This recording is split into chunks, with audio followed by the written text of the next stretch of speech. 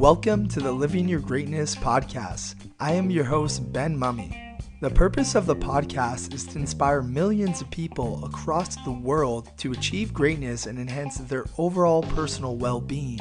Living Your Greatness is becoming the go-to resource that CEOs, elite athletes, professional coaches, and entrepreneurs rely on to upgrade themselves.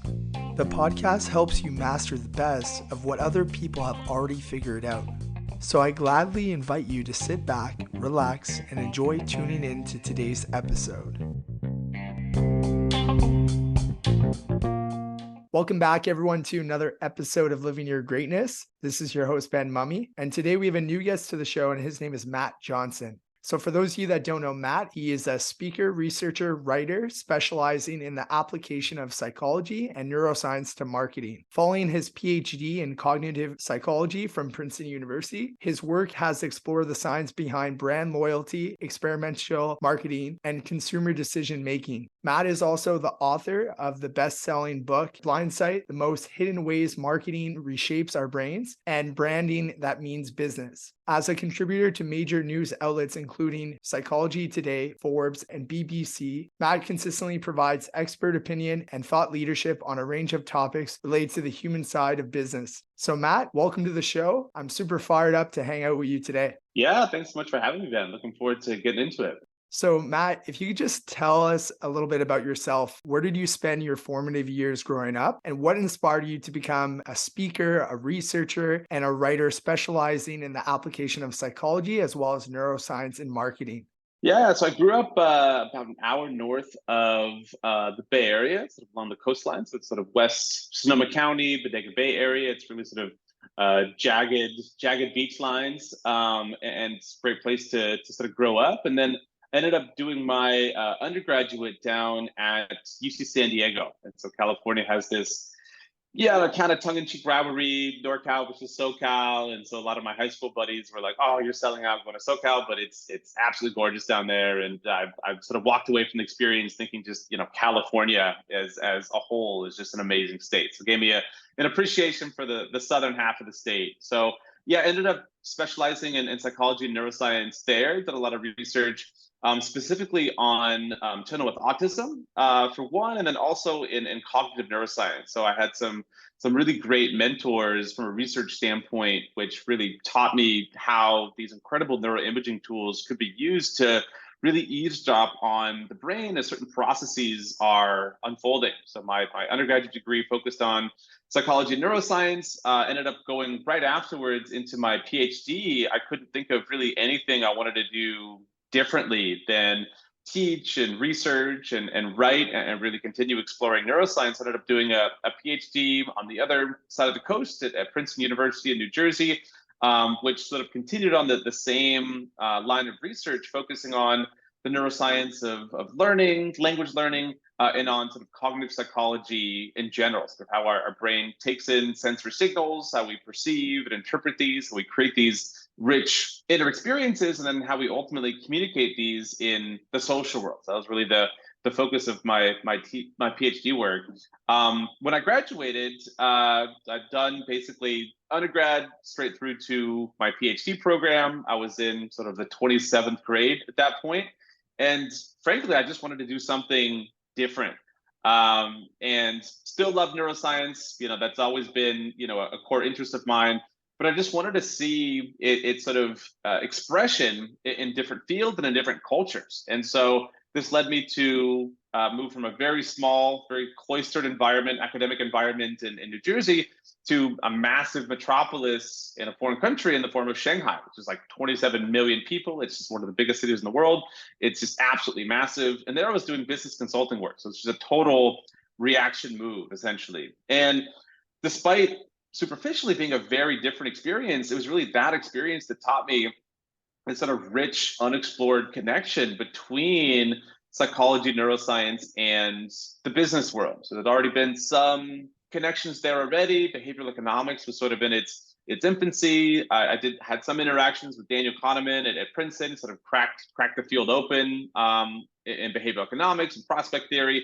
But during my experience doing business consulting, that was really when these sort of rich connections, which I think are still relatively unexplored, began to sort of bubble up into consciousness. I think where those connections are most ripe, at least for me, are in the area of marketing.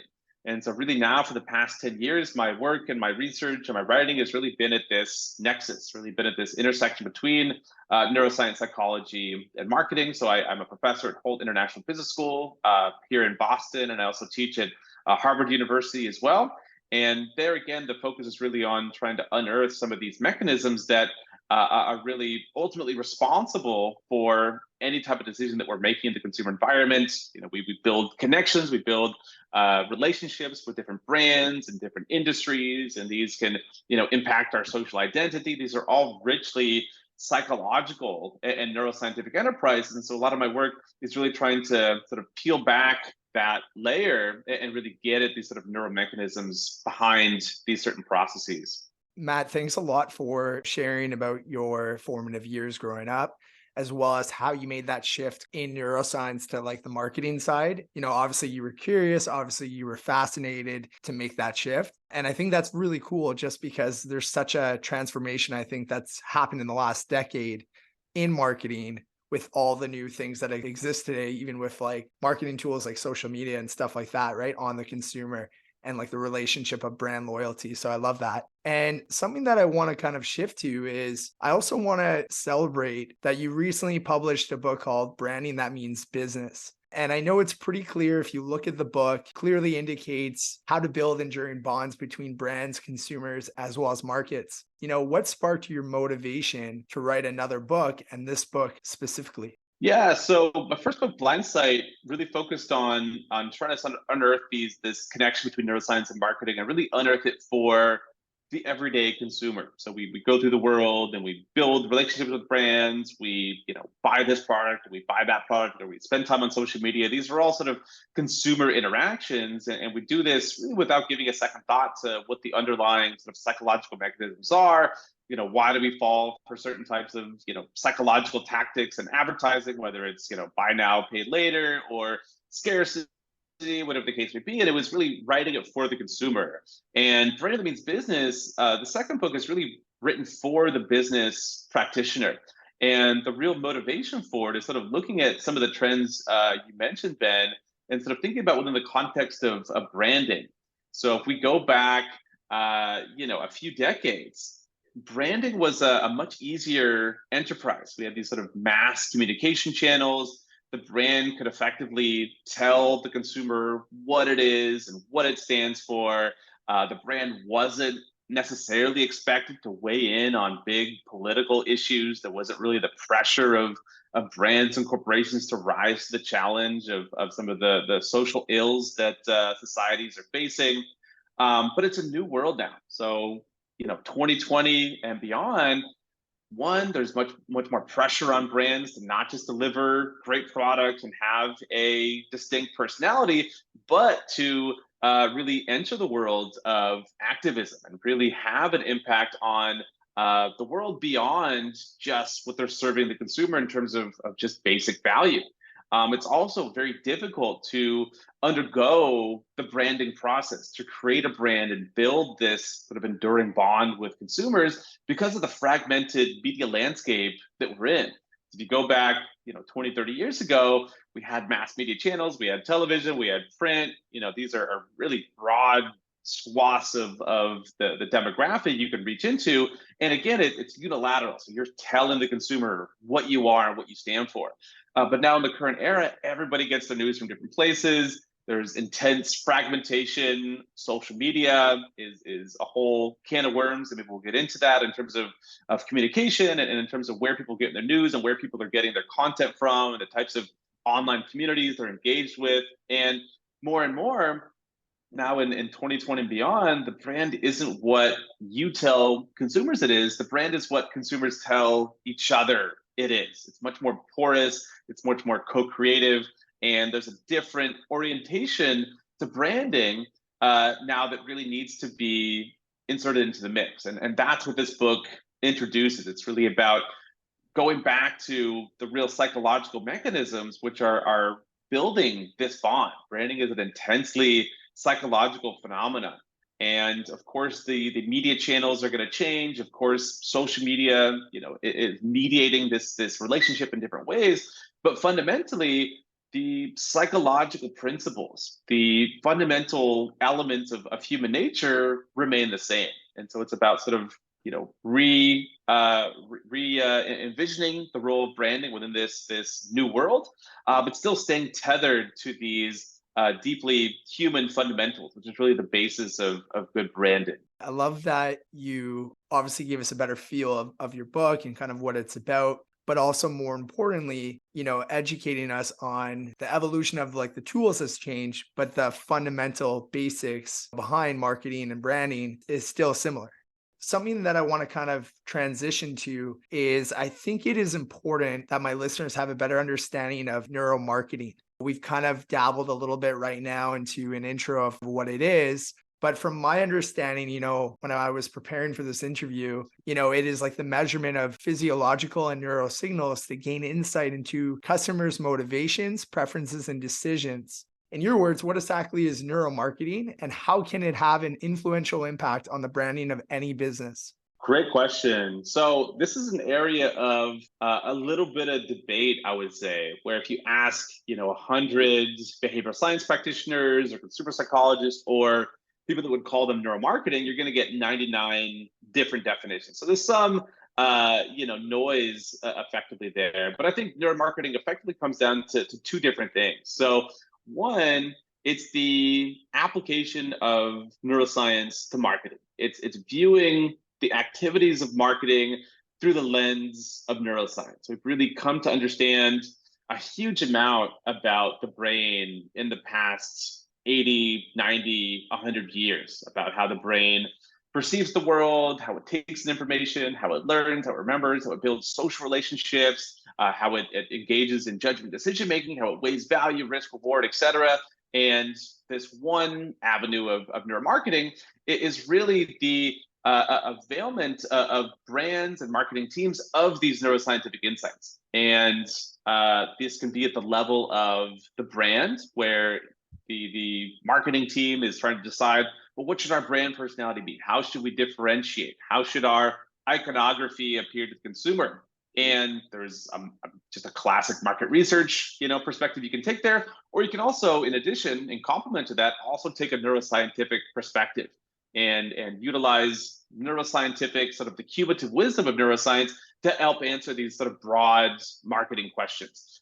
You can also apply this to advertising as a huge element of neuromarketing, which is about sort of persuasive tactics in advertising, or applied to the marketing mix in other areas where you look at sort of product packaging and where people are looking and in different colors and salience, or to pricing and how you sort of gauge a pricing strategy to sort of, quite frankly, distort prices and monetary amounts in a way that is appealing to consumers. So it's basically this first avenue is the general application of the cumulative wisdom of neuroscience to marketing. So that's definition number one.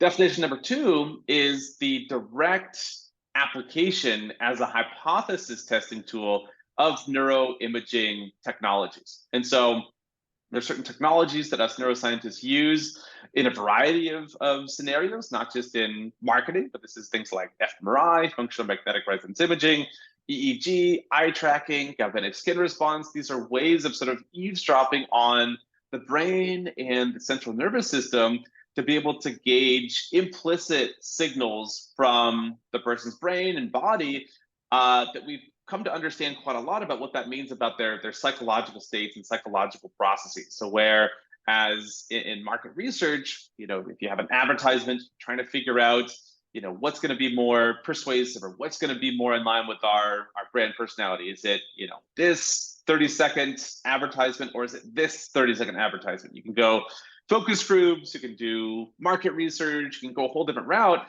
You can also avail yourself of neuroimaging technologies. And instead of asking a focus group, you can effectively put them in fMRI, you can gauge EEG data, and you can actually directly examine the neural processes which are engaged as the participants are viewing these advertisements. And oftentimes research shows that this can actually be much more revealing about what ultimately is going to result in the kind of outcomes that the marketing team wants. There's this whole debate about, in focus groups, you're sort of leading, the consumers on. It's this very artificial environment.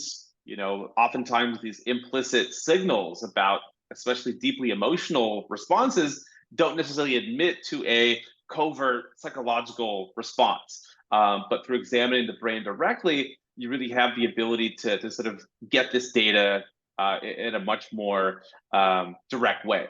So that's sort of the second sort of definition for neuromarketing. So definition number one is sort of, being availed of sort of the cumulative wisdom of neuroscience, applying it to marketing. And definition number two is really the direct, as a hypothesis testing technique, the utilization of neuroimaging technologies. Thanks for explaining, the two definitions there of having like the wisdom, like information that we could gain, as well as the hypothesis, as those are two tools, obviously, to benefit any brand. So that actually makes me think, I know you worked pretty closely, with Nike, right? Like as kind of one of the brands that you've worked for before. So why would this information, or perspective be beneficial for, let's say, like the CEO of Nike to invest in and kind of apply for their brand? So there's a number of different reasons why a brand would want to engage in neuromarketing or sort of, be interested in the neuroscientific perspective. For one, sort of low-hanging fruit, there's some good evidence that we're looking at sort of psychological mechanisms, neuroscientific mechanisms at the level of advertising. Advertising works basically by tapping into certain types of psychological mechanisms already. And before the advent of neuromarketing and consumer psychology as a discipline science, the most successful advertisements happened upon these psychological techniques. At the sort of in the Mad Men era of sort of advertising, and the Ogilvy era of advertising, they got this right by sort of intuition, by having a great sense for what consumers want and what would persuade them, and what's in line with the brand, et cetera. But now we have a discipline science about these sort of psychological techniques, and so you can apply a much more sort of directed and deliberate way of sort of testing these specifically. So a lot of marketing comes down to getting really good tests effectively, and you could test, for example, a gain frame versus a loss frame, where if you have a certain type of product, it's sort of neutral in nature. Let's say it's vitamins, and you can do it as a gain frame, where this is take these vitamins and you'll gain something you don't have already. You'll gain vitality, you'll gain more mental bandwidth, et cetera. You could also apply a loss frame to it. You could say, all right, take these vitamins and don't lose your energy, or don't get tired. You have this physiological system already, and take this and protect what you have.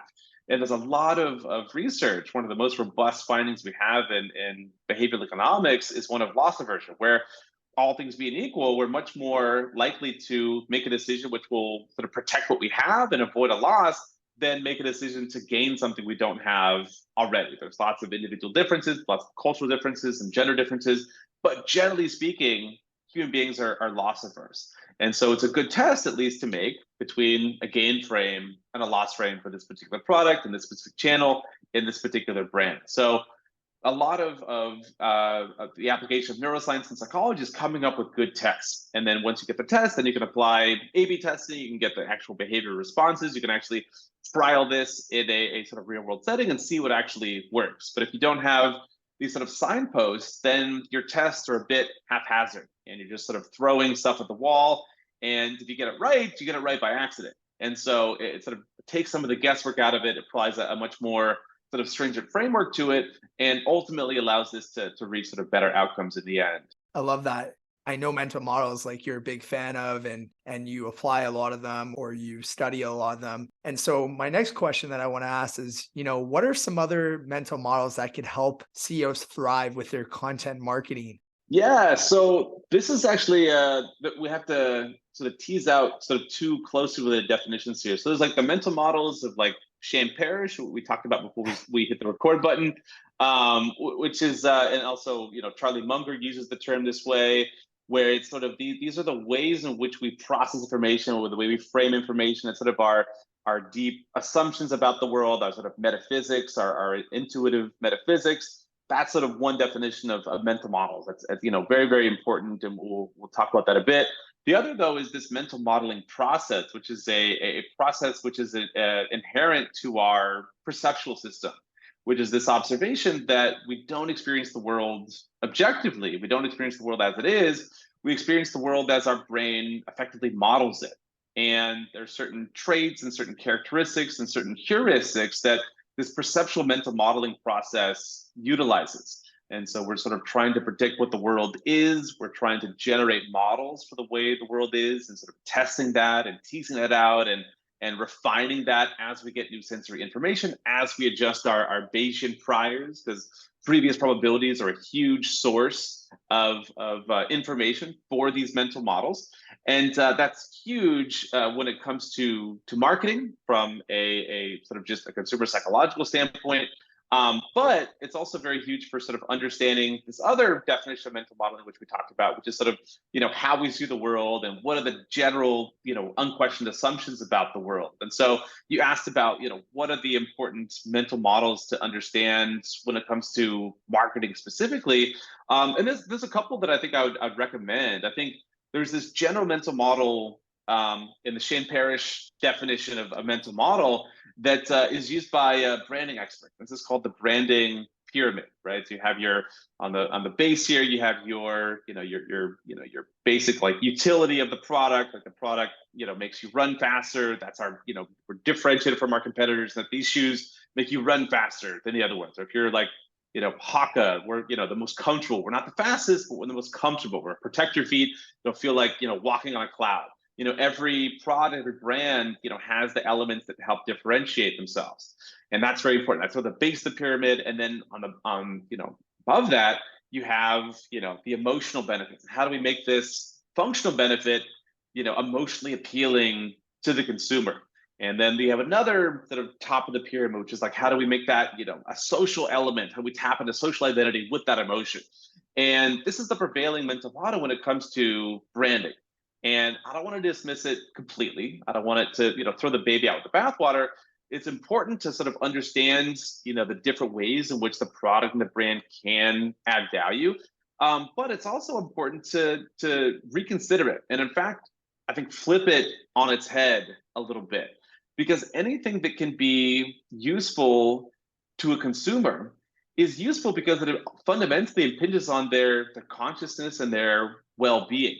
And it's brands that really get that and really put that first in their branding that I think are fundamentally successful and that deeply resonate from an emotional standpoint. So why is it important for a shoe to make you run fast? There's a deep question there. If it doesn't ultimately impinge on somebody's well-being or their conscious moment-to-moment experience, then it doesn't matter. And so you really need to examine that and do the market research, understand, from a consumer standpoint, why it matters to them that they run faster. Maybe, they want to run faster because like that's important for their self-esteem, that when they are training, they're running, they want to feel as though they're improving. They want to feel that they can improve. They want to, have the confidence that the training that they're doing is going to result in positive outcomes. If that's the reason why this functional benefit is important, then that needs to be sort of the core of the brand. It's not the functional benefits, it's the emotional benefits. We buy things or the things appeal to us, things resonate because fundamentally they're going to have, in our estimation at least, an impact on our well-being. And so, yes, of course, the functional products, the functional benefits matter, the utilitarian elements matter secondarily, but primarily, it's an emotional impact on the individual's well-being. I mean, think about like the ultimate example of a utilitarian product you think can't have any sort of emotional resonance. You think of something like Walmart, which is like, buy something cheap. Like it's just cheap and it's pretty decent and it's it. And like that's the product. That's the brand. Walmart's done a really good job at not emphasizing, the cheapness and the efficiency and the utilitarian elements of it. First and foremost, it's a brand that delivers on the ability for you to have time with your family and for you to be free in your bandwidth to do sort of other things. why is it important to save money? Why is it important to, buy things efficiently? It's important because ultimately that allows you to spend time doing what you want to do. And so first and foremost in their branding and also very consistently in advertising, it's about family values, about spending time with family and doing the things that you love. And we're the brand that enables you to do that, which is mediated by the sheer utility. So definitely this sort of mental model of, the pyramid and functional and then the emotional, it's important to tease those out. But I also think it's equally important to flip that on its head, put the emotional first, and then how the functional mediates that. I love that when you talk about, the emotional side as well as the functional side. A brand that comes up right away for me, I could be biased because, I'm from Canada, but it is Lululemon. If you look at every product that they make, it always says why they made it, right? And then it gives all like the, like the functionality and stuff like that. But what I feel they do even better, even though their clothing is well designed and it looks good, all that stuff, they're all about community and health and wellness. And there's such an emotional connection between not just their product of that it's a good product, but that emotional attachment of all the community things that they do. No, I think that's a great example. I mean, Lululemon's a fantastic brand. I think they're a brand that gets it right, when it comes to exactly what I was talking about putting the intangibles, the subjective first and the functional second. I mean, they absolutely pioneered, the leggings. They absolutely pioneered that look. They absolutely, pioneered the sort of the well-being yoga movement. I mean, I don't know if they pioneered the whole thing, but they played a big part of that for sure. But I don't think ever will you see in a Lululemon, advertisement or piece of content like, hey, our leggings are durable, or our leggings are this, or our leggings will make you look like, whatever the case may be.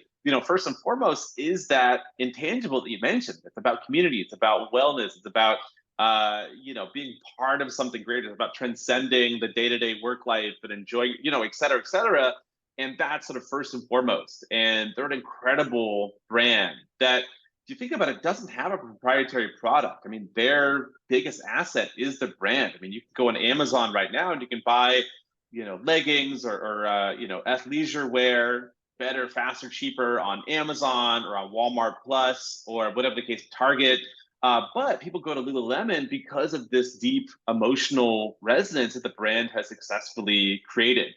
There was an estimate that we cited in the book that per square foot, Lululemon is second only to Apple in terms of the most profitable retail spaces. So Lululemon is able to really command a premium for their products through this incredible bond that they've built with consumers. So yeah, no, a great example, great brand. I thought you were going to say Molson's there as a Canadian, but but yeah, Lululemon, no, fantastic brand. I definitely should have, eh? Something that I want to, stay on path here with is a brand. It could be either really loved, and liked, or it could just blend in with all the noise, right? Especially in this world where there's so much out there. We live in such an instant gratification society. So a question I have for you is, how could a brand rise above the rest and think creatively how to be different and make consumers fall in love with their brand? A big component of the book is this observation that brands really can't just be mediocre anymore. They can't just approach branding and sort of get it, C plus, B minus level. There's no B minus brands anymore. As you mentioned, there's just so much product value that's directly at the fingertips of the consumer. So if you want, we talked about Lululemon. If you want, hey, yoga pants, shout to your Alexa, hey, order me some yoga pants, or shout to your Google speaker, or, type in the first couple things on, Google, and everything's mediated by these, massive platforms at the nexus of the internet, and they're going to default to, the highest bidder, in terms of ad space. In the case of Amazon Alexa, it's going to default to their own, the Amazon branded version. So in order for the brand to really succeed in this environment, the brand really has to be something that motivates the consumer, where you go online or you go, you're thinking about buying yoga pants and you actively seek out Lululemon, or you type into your web browser, lululemon.com, or you say, Google, order me Lululemon specific pants, not just the default category. And so, yeah, brands really need to, rise above the noise, rise above the the sort of the spoiled consumer that has everything at their disposal. And again, it really comes back to sort of the human fundamentals.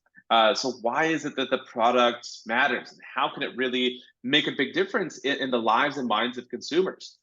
So really, the brand matters when and only when it matters to consumers. And so really, it comes down to sort of understanding where the product and the brand fits in within the life of the consumer. How does it deeply resonate? We talked about sort of flipping, that pyramid on its head and not talking about the functional benefits first. That's important. People want to make decisions. They want to, justify a decision to themselves. I bought the best, pins that are the most durable and they're going to last. And that's important in terms of like a justification mechanism, which is very important when it comes to consumer psychology, decision making. We often buy first and then we sort of justify later with these sort of more rational overtures. But primarily, you need to sort of deeply resonate on sort of an emotional level, and how this brand and the products that it serves the consumer, how it enhances their lives, how it perturbs their conscious moment to moment experiences. What does it enable them to be a part of? In the case of, again, Lululemon, being part of a community, being part of a movement, being part of a social identity. Really, some of the best brands tap not into a individual level and an individual emotional level, but also into very powerful, very potent psychological effect of sort of social groups and social norms and social identity. That's very important. And again, your Canadian brand Lululemon has done a great job at sort of enabling this sort of sense of community. So there's a number of ways in which brands, and it's going to be a different, specific explanation, different industry, different product category, different channels, different competitive landscape, but the fundamentals remain the same. That the brand is fundamentally an emotional, psychological, and social element. It's not a functional element. So figure out why the functional matters to the other three, and that's sort of the core of the brand. That definitely makes a lot of sense. I kind of want to ask you, Matt, like we've talked about Lululemon, we talked even a little bit about Apple, and I know your book goes through so many examples of legendary brands. What are some other examples of some brands that have amazing stories of where they made this emotional connection with their consumers? So one of the brands that I personally appreciate the most is Red Bull. So it has a really, really intriguing story. So it's just two, Austrian entrepreneurs that wanted to start something. When they originally did their market research, they really encountered some strong difficulty, because the feedback that they heard back from focus groups was this drink literally tastes disgusting. And that's should be a dead end to any beverage company, right? Any hopeful beverage company, you hear back that your beverage tastes disgusting, that's like go back to the drawing board. But they persisted with it, and despite tasting quote unquote disgusting, they wanted to price it twice as expensive as they wanted to have a premium beverage product, so twice expensive as the leading juggernaut of Coca-Cola. And ultimately, they were able to be successful in that. So they established product market fit, and they did it in a very sort of narrow niche way, this is the beverage just for extreme athletes. And in fact, they did it even more niche than that. It was just base jumpers. It was just people that did this very specific extreme sport. And it was seen as like a functional beverage. So, before you engage in this crazy act of like jumping off a cliff with a parachute on your back, this is the beverage you want to drink. Red Bull gives you wings. It'll allow you to, succeed. It has functional benefits. And they succeeded. They were the drink of choice within this sort of niche market. And they saw they had that resonance, that product market fit, and they expanded.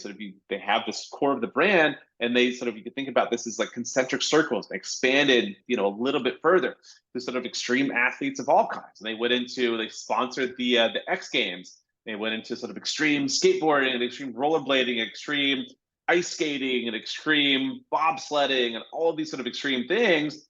And then they were growing in size, and they were growing in resonance, and they're growing in brand recognition. And they expanded beyond that as well, where we're not just for extreme base jumpers, we're not just for extreme athletes, we're for sort of extreme people. So people that go out, clubbing till 6 a.m., people that, go to heavy metal concerts, people that sort of are extreme in nature. but they're always very core to their core identity, which is extreme. That's the through line through all of this. They're not expanding haphazardly. They're expanding in a very deliberate way, staying true to their core brand identity, tapping into the social identity of extreme.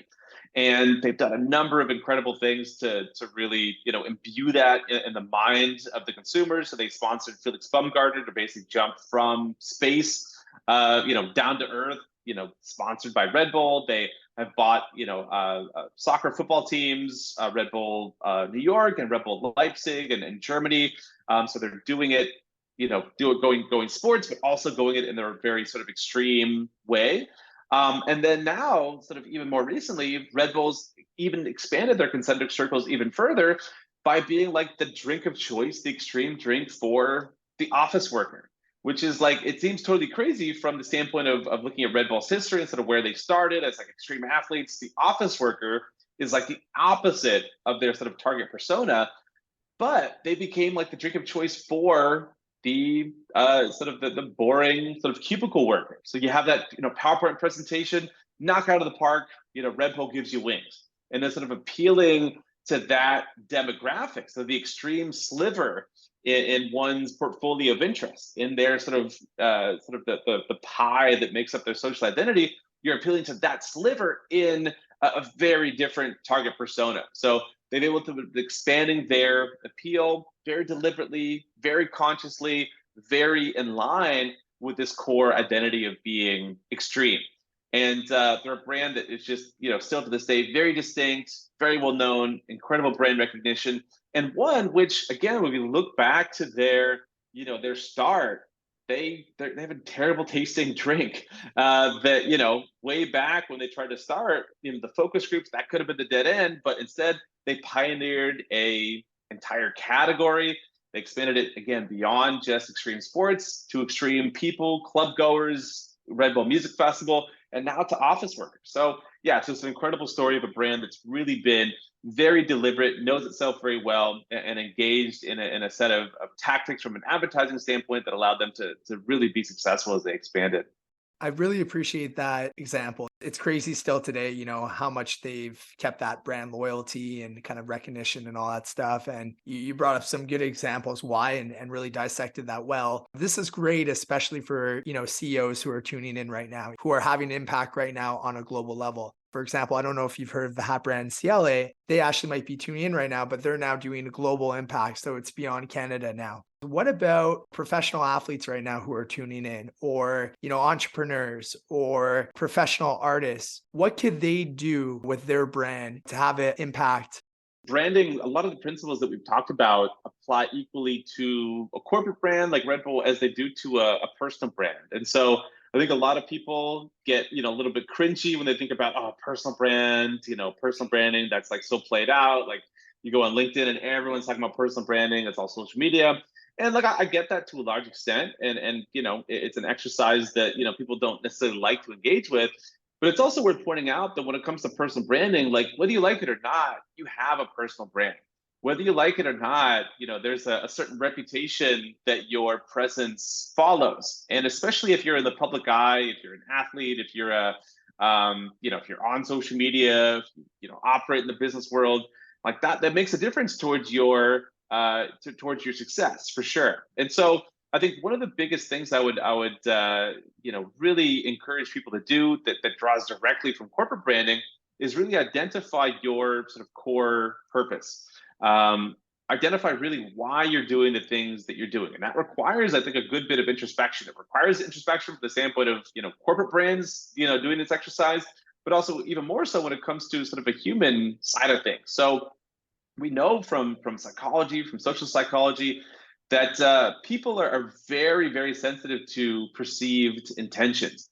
Really, that the motivations of why a person is doing something really makes a difference. So regardless of what the action is, the intentions make a difference. So there's studies showing, for example, that if somebody steps on your foot and it's an accident, yeah, it still hurts. But if somebody steps on your foot and it was on purpose, and it's the same weight, same force, same everything, it hurts a lot more. And it's the same when it comes to the positive elements of that too. So really identifying what your sort of core motivations are, aligning that with your activity, whatever your domain is, as an athlete, as a wellness guru, whatever the case may be, and sort of having that be exuded in sort of natural course of actions. Because again, people are very sensitive to motivations. Do the hard introspective work of sort of identifying what your motivations are, align that with your activity, and I think that'll really enhance what the individual is doing. I totally love that, Matt, because it connects the same fundamental concept of whether you are a huge brand or whether you are a personal brand, of knowing your core values, right? Knowing who you are becoming, or that identity. And I find that's so crucial, when anyone is developing their brand, whether it's on a global level or a local level, is knowing those core values and taking the time, like you said, to make that introspection. So I really appreciate that answer. And Matt, something that I want to shift to, I told you this when I was reaching out, but the purpose of this podcast is to inspire millions of people to achieve greatness and enhance their overall personal well-being. So what is your definition of greatness? Ooh, it's a good question. I think it really comes from like an alignment. I don't think we can sort of think about greatness as sort of one. I don't think you can ever there's no sort of award ceremony in life where it's like, all right, you officially won, you got the gold medal, for life. And even if that was the case, like that would be a huge toil to get there, and then it'd be a huge letdown after that, because we know in psychology we have this thing, the hedonic treadmill. Once you sort of achieve something, you just want something more and more and more and more. So I don't think there's ever a crowning achievement of greatness. I think greatness is really a process. That's how maybe I would think about it, where your daily activity and your sort of orientation to life is oriented around a purpose that you really care about, and you're able to make an impact along the lines that you hope that you do. I think it's important to get recognition in terms of at least social recognition, and this is something that's appreciated in the world, and this is something that has a social element of that. But I think of greatness maybe more as a process, and sort of a purpose and orientation, sort of a North Star, as opposed to like a crowning achievement. So yeah, I think that's how I try to define it there. I love that. I think that's beautiful definition, because it really is ongoing, right? It really should never stop, because we could be great or bad depending on a moment to moment basis, right? So I think your definition of, the process of it and continuing to, be a little bit better is definitely a good one. So Matt, something that I want to move to is, now that you've had a better feel of my podcast, being a guest on the show, who is a future guest, someone that personally that you would like to see on this show? So one person I think that would be great to have on would be David Robson, who is a science journalist. He writes for the BBC. He writes for the BBC.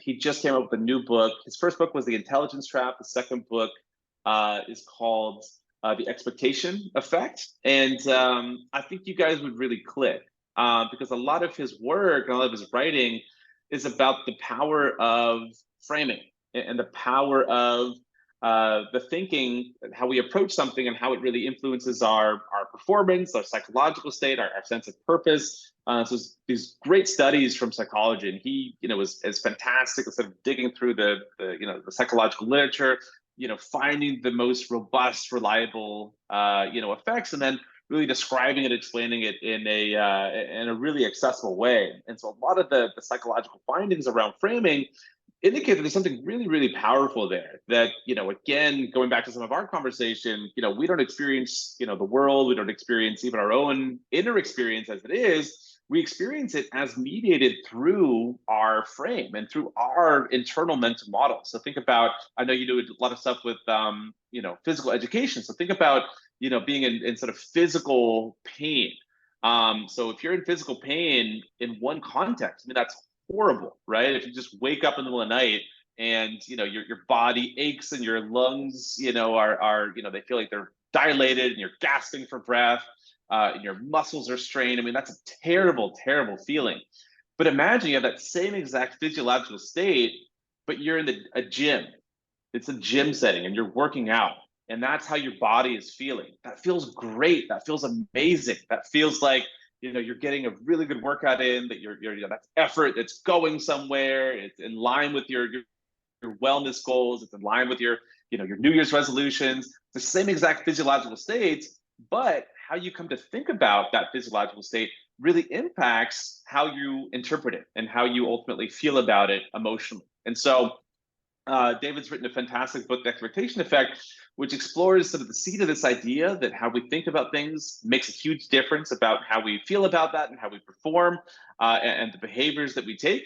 And he's really expanded that to a lot of different examples, a lot of different areas. So, especially given your background in physical education, I think, yeah, he'd be a fantastic guest to have on. Well, I want to thank you for that recommendation because framing things a certain way is super important, like having that mindset approach and seeing things different and being open and the fact too that you gave those examples that are so related to the work that I do every day. I really appreciate that. Yeah, no, and just one more example there, because I think it really does influence, performance specifically. So there's a lot of research, and this is something David talks about in the book on, sort of, public speaking as an example of like performance. That's one thing that like just, people get very nervous at, very anxious at. Even like professional speakers, they still, feel that same sort of physiological reaction of like it's a dark room, there's 500 people in the audience, you're dressed to the nines. It's going to be a big event. It's recorded, and even top speakers still, it's not that they just have a blank slate. They're not just like cool, calm, collected, no, uptick in heartbeat. But what great professional speakers have learned to do is interpret those physiological systems within a frame that is ultimately positive. So the novice public speaker feels that sense of physiology of your sympathetic nervous system coming on, your palms are sweating, your heartbeat, begins to ramp up, the capillaries in your lungs dilate, and the novice speaker thinks, oh shit, like I'm gonna screw this up. This is a bad sign. I feel so nervous. Nervous equals failure.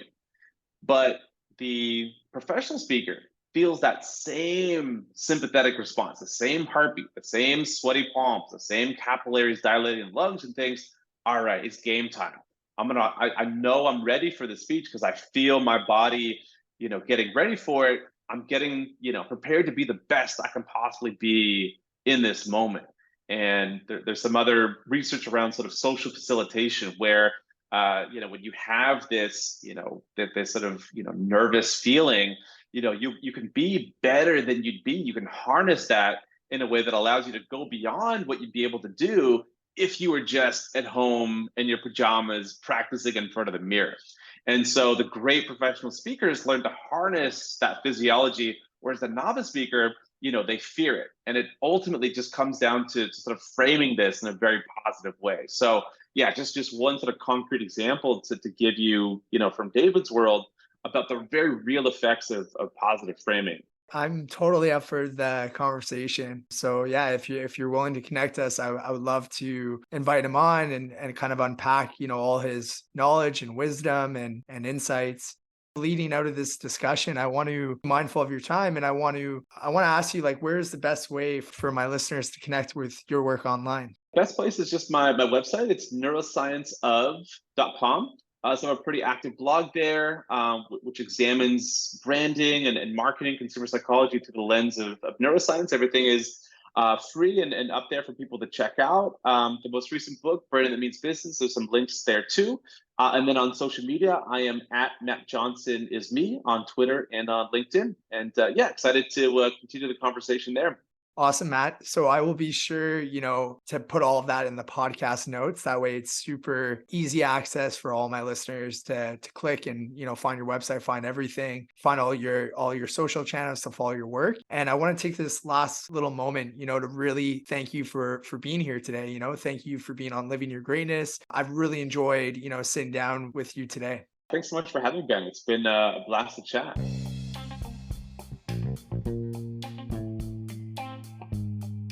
Thank you for listening to the Living Your Greatness podcast. If this show has added some value, don't be shy to subscribe, leave a rating, and make a review.